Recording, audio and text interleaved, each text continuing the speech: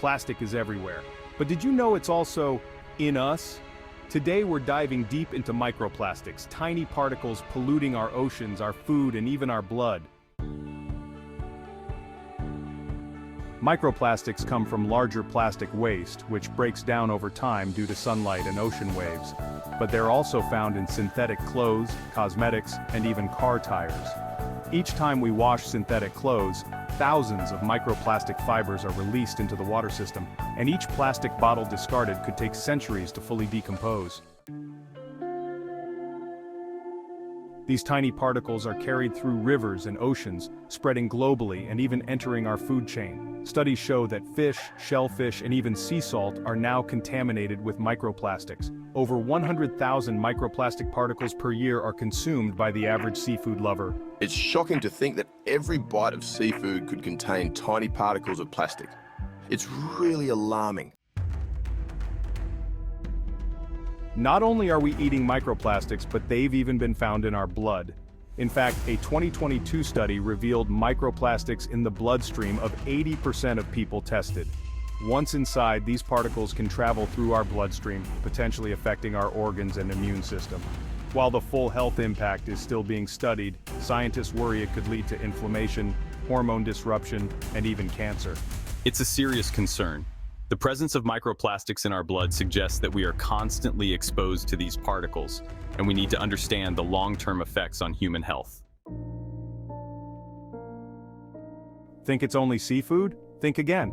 Microplastics have been found in drinking water, salt, and even honey. A recent study estimated that we consume roughly a credit card's worth of plastic every week. That's right, microplastics are literally part of our diet now, hidden in common foods and drinks. Part 5.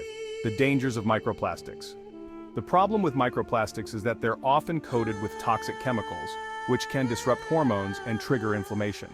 Some researchers also warn that these particles may be linked to certain cancers.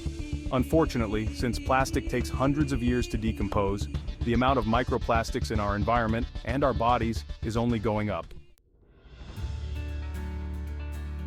Part 6. How to reduce your microplastic exposure. Want to protect yourself? Here are some simple steps to reduce your exposure to microplastics. Switch to reusable bottles and containers. Use natural fabrics and avoid synthetic clothes when possible. Install a water filter to help remove particles from tap water. Small steps like these can reduce the amount of plastic you consume, while also helping to protect the planet. Part 7. The fight against microplastics. But we can't solve this problem alone.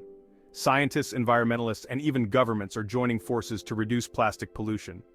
Some countries are banning single-use plastics, while new technology is being developed to capture microplastics before they reach our oceans. Over 120 countries have banned or regulated single-use plastics. Imagine a future with ocean-cleaning robots or advanced water filtration systems.